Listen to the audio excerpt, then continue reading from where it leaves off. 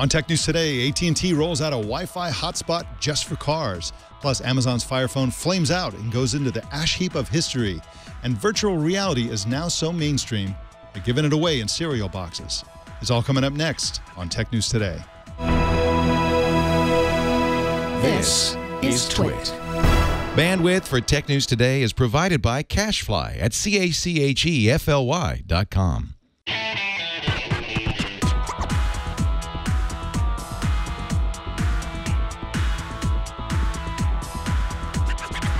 This is Tech News Today for Wednesday, September 9th, 2015. This episode is brought to you by ZipRecruiter. Are you hiring? With ZipRecruiter.com, you can post to 100-plus job sites, including social networks, all with a single click. Screen, rate, and hire the right candidates fast. Try ZipRecruiter with a free 4-day trial now at ZipRecruiter.com/TNT.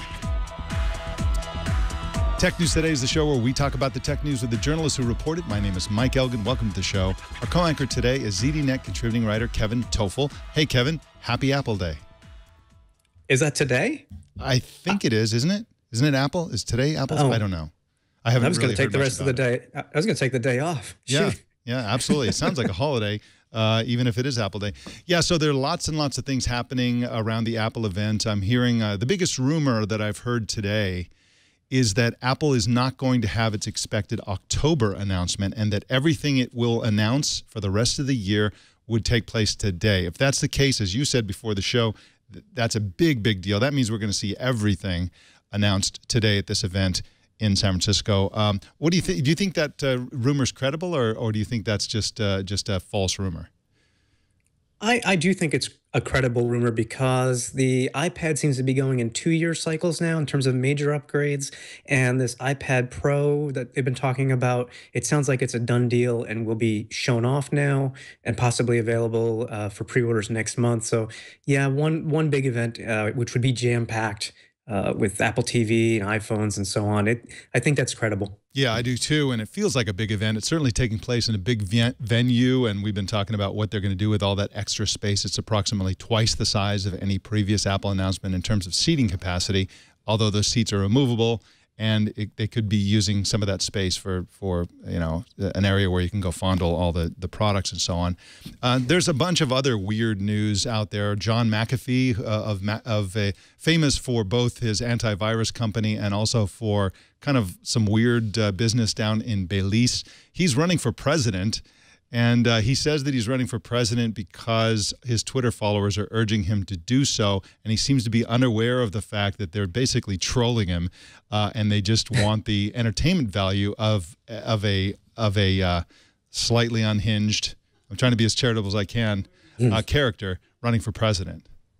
I think you're being very kind there. I mean, wasn't he at one point on the run from the law? And he's done all kinds of crazy stuff. And unhinged actually is a good apt description, I think. He just, yeah. Well, if he does run, he'll have to beat Lawrence Lessig, who met his crowdfunding goal and will, in fact, be running for president. As we reported on this show, once he gets into office, and I'm sure he's a shoo-in to win the presidency, he's going to drive through campaign finance reform and then resign. And so for that reason and that reason alone, he's got my vote. I don't even care what party he's running for. Although it depends. Let's hope McAfee is not his vice president. Yeah, let's hope that for sure. Yeah, definitely. And the other weirdest news of today is that 2600, if you recall, it's a hacker magazine that's been around for a long, long time. I used to actually subscribe years and years ago. Anyway, they got a sort of nastygram from a company because the company claimed that the ink splatter on one of their recent covers, actually a couple of years ago, was copyrighted, not trademarked even, copyrighted.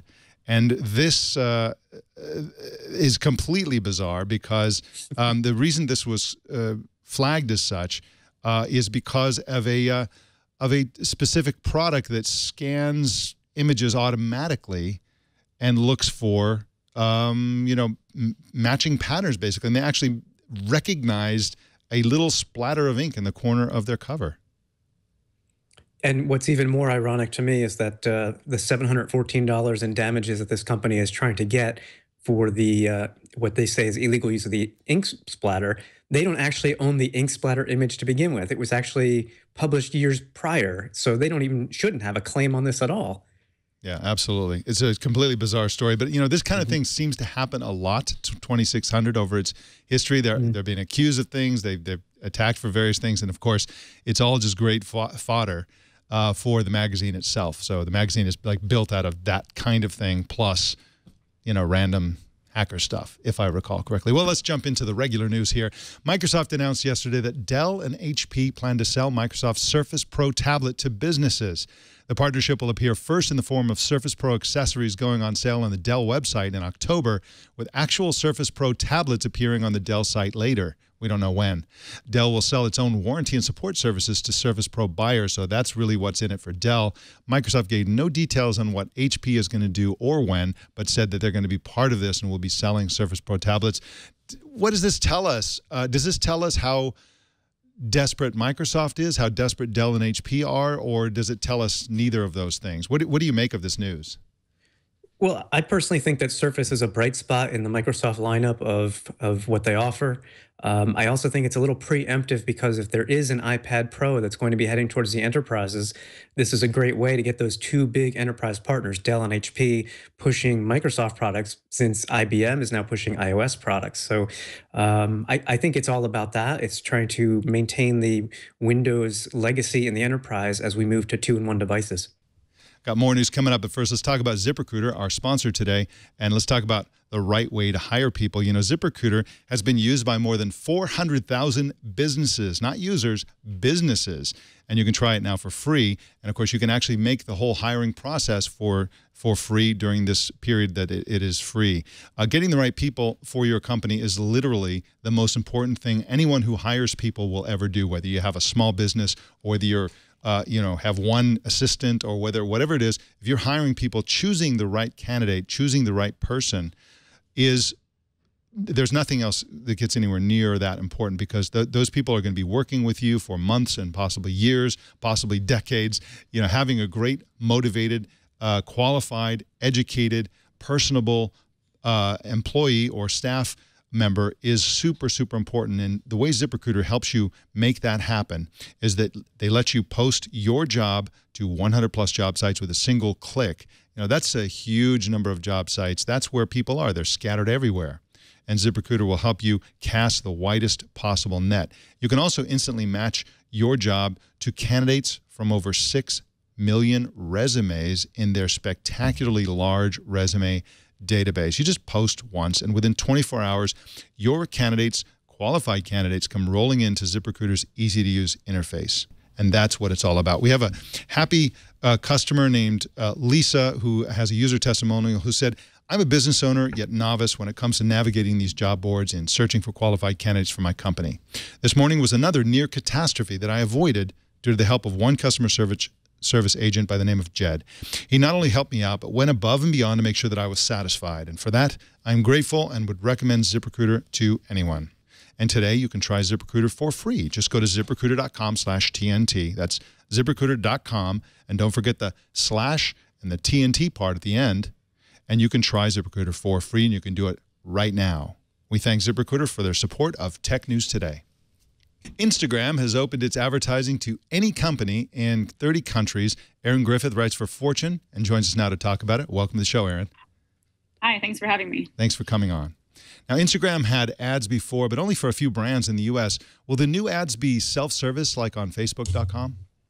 Yes, these ads are going to be like the Facebook ads in a lot of ways. Not only are they self-service, so any advertiser can come up and pay. And also, previously, they had kind of a price threshold. They only wanted the highest, best quality ads, coming from top tier brands on the platform to test it out. And now pretty much anyone can buy ads, and there's no sort of barrier for how much they have to spend to start out. But also, this is going to be similar to Facebook's advertisements in that they can use Facebook targeting, so they can find the exact specific audience that they want to reach. So they're willing to pay a lot more for the ads in that way. So, Erin, I mean, Facebook obviously it's got had its share of ads in there. Personally, I find them annoying. I just want to see the content, like most people.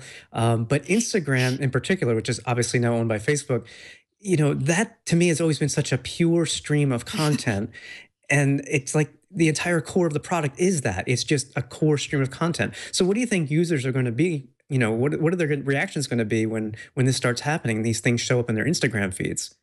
I mean, it's really interesting because, Facebook has owned Instagram for 3 years now. And, before that, it had been around for a couple more years. So Instagram users who have been with the service from the start are used to seeing like what you described, this sort of pure, clean line that doesn't show any ads. And so they've almost waited too long because people are now like the ads almost look more intrusive. If they had been there from the beginning, which by the way, Facebook had been showing ads from the very start, almost right after they launched. So it was always sort of inherent into the platform. This is going to be really interesting to see how users react. They've already been increasing the amount of ads that they see in their feed. I've personally been noticing a lot more ads, but they're going to have to tread very carefully because as we've seen in the past, Instagram's users are very passionate and they're not afraid to, create outrage and stage a backlash.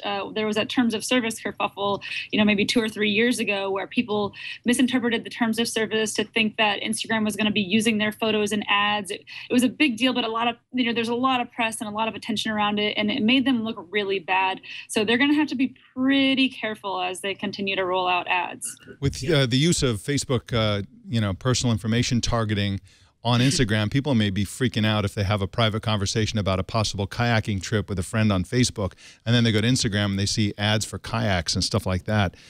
They may kind of feel like their privacy's been violated or something like that. It's just a possibility. Now, do you envision a future in which advertisers can go to Facebook and say, okay, I want the full package. I want our ads going across Facebook, Instagram, WhatsApp, and all the rest. Is Facebook the kind of company that would offer that type of package deal?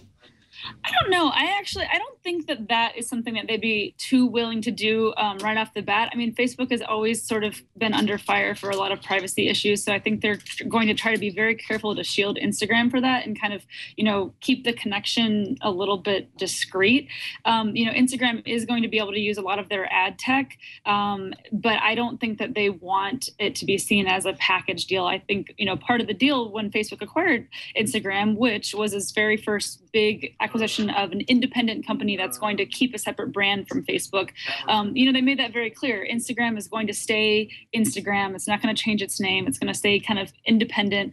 And so I think that they realize how important that is to keep the separation in users' minds. So, Erin, I mean, as you said, the Instagram feed has been pure for so long. It never really had the ads. I wonder, would it make any sense, in your opinion, to have Facebook offer an ad-free version where people would actually pay for Instagram, say for $10 a year? Do you think that might make more sense in the long run? That's a really interesting proposition. I mean, we've seen that work with Spotify. And we've actually seen, Hulu just last week announced that they created an ad-free tier for an extra $4 a month. If you're already a Hulu Plus user, you can pay $4 a month more to see no ads whatsoever. People definitely on the internet expect either, something is free and you're going to see ads, or you pay for it and there's no ads. So that's a very, clear distinction that people online are making. But Facebook is inherently an advertising-based business. They tried to get into commerce before in a couple different ways, and it has never really worked out for them. Their DNA is in the advertising world, and I think that that's probably going to be their core business for a long time. I don't see them going into subscriptions. First, the moving away from square photos, now the addition of any crappy ad that has the money to buy an ad. Let's call it the Facebookification of Instagram. I guess it was inevitable. They paid a fortune for this thing. It was a scandal when they first paid for it, and now they gotta make up that revenue, I guess. Erin Griffith is at fortune.com and on Twitter at Erin Griffith. Erin, thank you for joining us today. Thanks for having me. AT&T has announced a new Wi-Fi hotspot product for cars called the Mobley. Antuan Goodwin is Associate Editor for Car Tech at CNET and joins us now. Hey, Antuan, how you doing? I'm well. How are you? I'm doing great, thank you, and welcome to the show. Now, can you tell us about the Mobley? How does this thing work? So essentially, the Mobley is a 4G LTE connected Wi-Fi hotspot that can provide wireless connectivity to up to 4 devices in the vehicle. And the way that it works is you take the little black box and you plug it into the diagnostics port that every vehicle manufactured after 1996 has. You just sort of plug it and play, and then everybody in the car gets Wi-Fi. Antoine, does it just use the diagnostics port for power, or is it actually capturing any vehicle information, which could also be valuable and useful?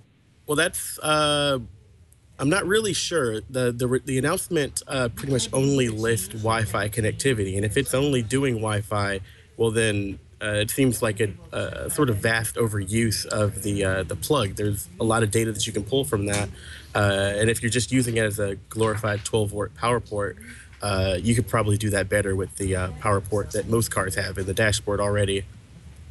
Very bizarre, and this reminds me of there's a distinct difference with Japanese USB gadgets sometimes, where there are lots and lots of Japanese USB gadgets that use a USB port only for the power. They don't exchange any data. There's like little air conditioning things, air conditioned ties, and all kinds of goofy stuff like that.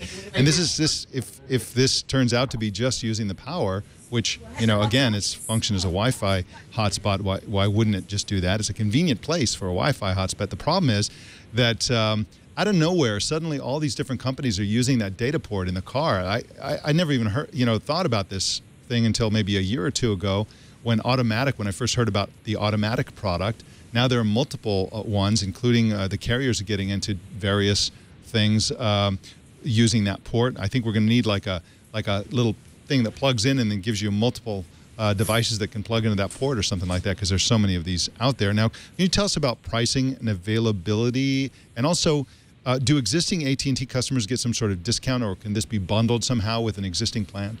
Well, the pricing is $100 off of contract, or free if you get a 2-year contract, and that contract's going to be sort of $20 if you want 1 gigabyte of Wi-Fi data per month, or $30 for 3 gigs, or you can also bundle it into sort of a family sharing plan. If you've already got one of those, that's just $10 more on top of your plan. All right. Well, somebody in the chat room is saying that I have no idea where this port is. Yeah, actually, I have an Automatic in my Prius and use the app and stuff like that. It's pretty fun stuff. It grades me on my driving, and what can I say? I'm pretty much a C student in that department. Antuan Goodwin is at cnet.com and on Twitter at ANTGOO. Antuan, thank you so much for joining us today. Thanks for having me. All right. Twitter yesterday had updated its iOS apps to create a more unified experience across the Appleverse. Rahil Bhagat is a freelance journalist based in Singapore, where it's after midnight there. Rahil, thank you so much for joining us today and for staying up this late. Of course, you told me before the show you're staying up anyway for the Apple event. Yeah, Mike, thanks for having me. Thanks for coming on. Really appreciate it. Now, what's so great about a unified experience? Shouldn't tablet and phone interfaces be different from each other?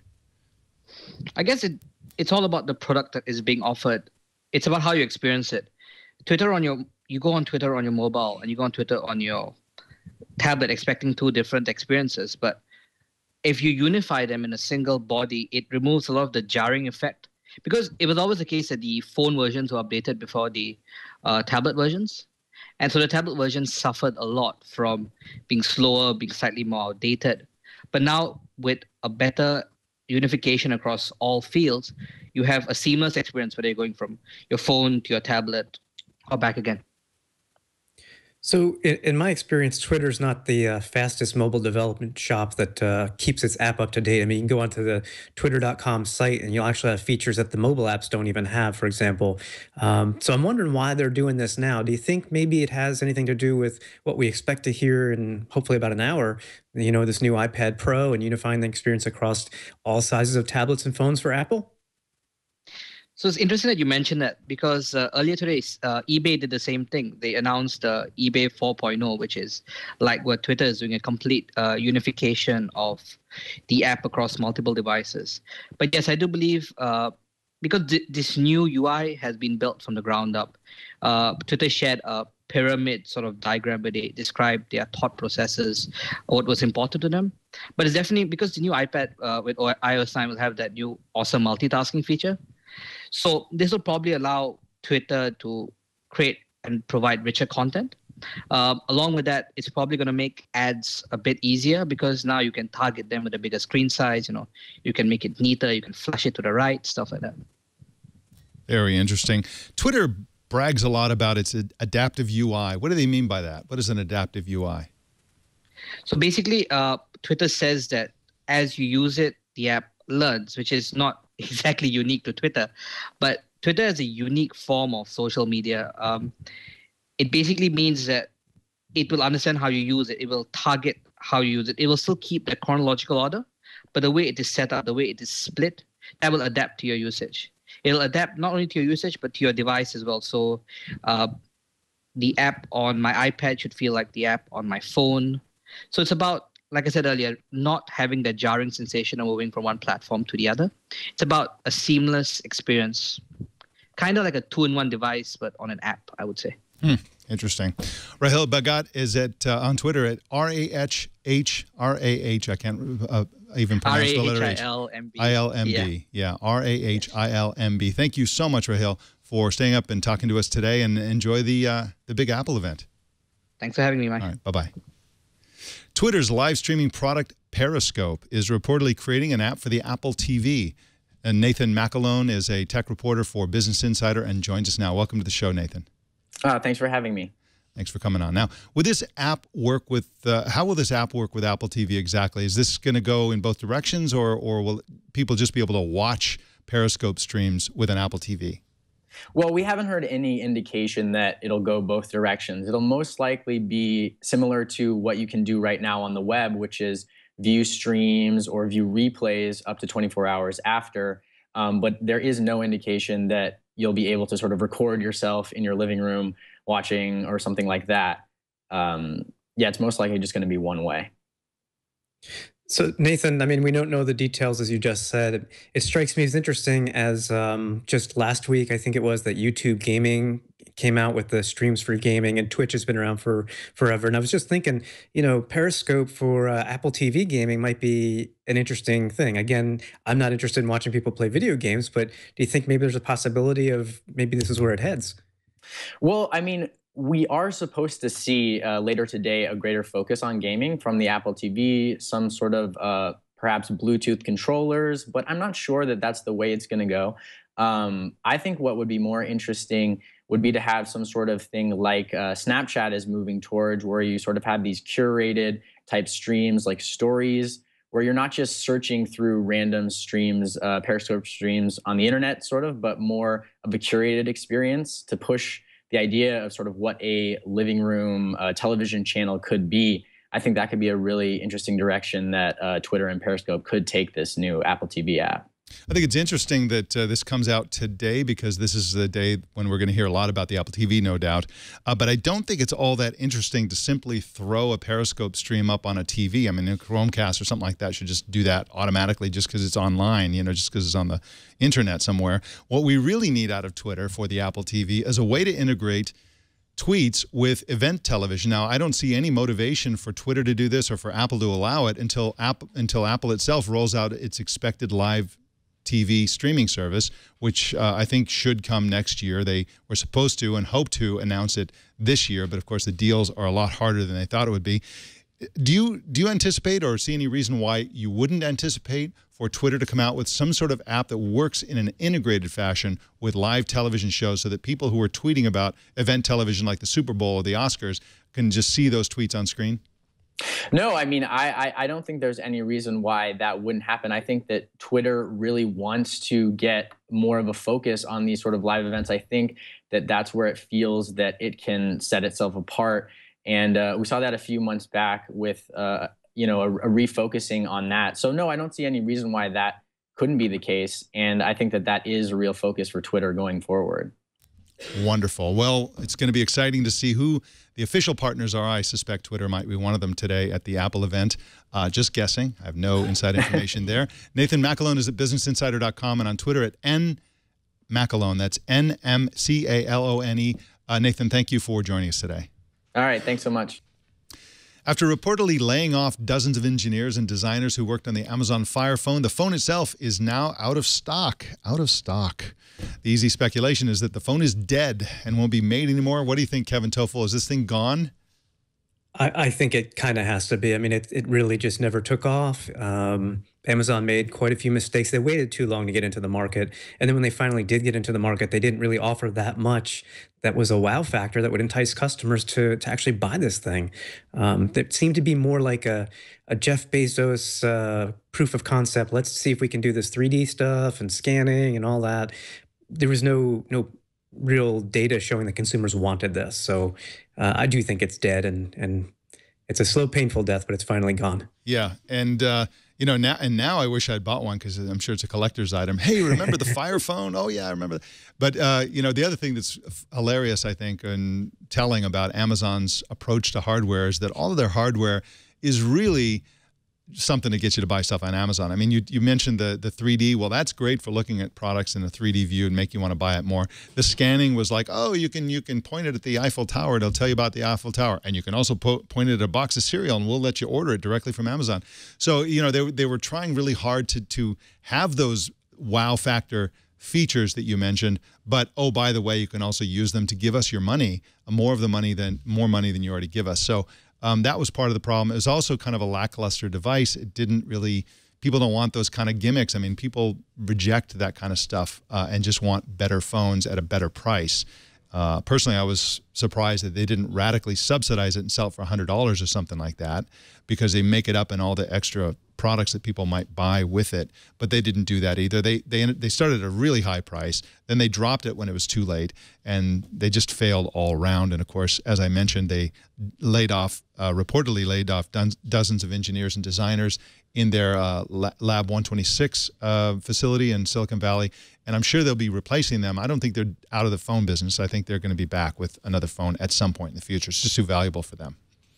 Well, in the Human Resources Department, Ryan Block, who is the co-founder of both Engadget and GDGT, also pronounced Gadget, and who has been working for 2 years as VP of Product at AOL. The AOL bought GDGT, and he went along with the acquisition. He's now leaving AOL for a secret venture. He did a long blog post thanking everyone, thanking the Academy, etc., but he didn't mention where he's going, and I would guess that it's a new company that he may be co-founding, because he sort of does that like it's a bodily function. Any guesses about where Ryan's going, Kevin?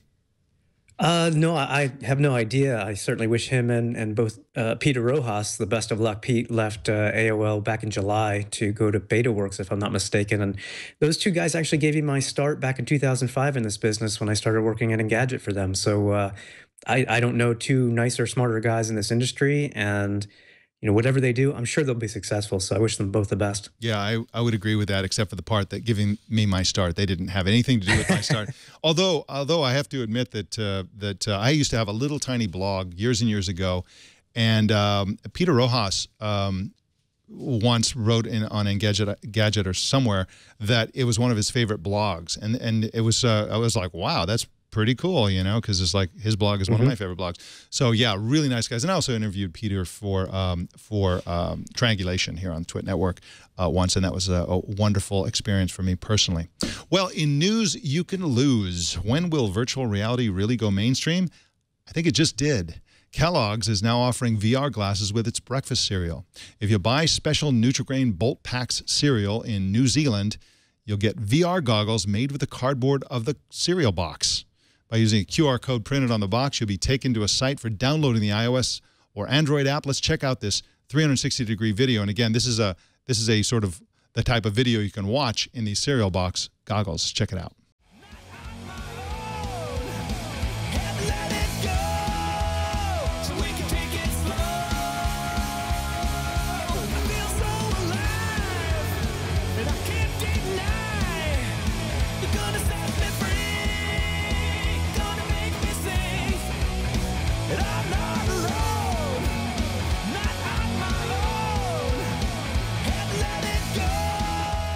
All right, well, our TNT fan of the day is Edward Consoneto, who posted this picture on Twitter. He watches Tech News Today with his husky, Loki. Check it out. And there it is. There's Loki, checking it out. Very nice. Show us how you watch or listen to TNT. Just record a video or take a picture of yourself or your setup and post it on Instagram, Google+, Twitter, or Facebook. And use the hashtag HowIWatchTNT so we can find it. Kevin Tofel, besides poring over every word spoken today at the Apple event, what are you up to these days? Well, definitely the rest of today will be parsing what Apple has done, what it all means. But also, I have a Google On-Hub router that should be arriving any minute right now. Nice. So after I watch the live stream of the Apple event, I'll get that set up and see if it helps my coverage woes in my house. Wow. My prediction is that it will not. We've Leo was not impressed by this, and a lot of other people were not impressed by the router. So what are you going to do? Kevin C. Tofel on Twitter. You got to follow Kevin on Twitter. Kevin, thank you so much for calling today, and we'll see you next week. Sounds great, Mike. Thanks. All right, bye-bye. Let us know what's on your mind. Send email to tnt@twit.tv or give us a call at 260-TNT-SHOW. That's 260-868-7469. Subscribe to Tech News Today on Spotify, or you can choose another way to subscribe at twit.tv/TNT. And if you're ever near the Brick House here in Petaluma, California, come on in and watch us as part of our studio audience. Just send email to tickets@twit.tv before you come in. You can follow us on Facebook at facebook.com/TechNewsTodayTV. And you can follow me at elgan.com. And don't miss our other new show, Tech News Tonight, at 4 p.m. Pacific every single weeknight. And that is the Tech News Today. This show is produced by Jason Cleanthes and edited by Kevin King. My name is Mike Elgan. Thanks for tuning in. We'll see you tomorrow.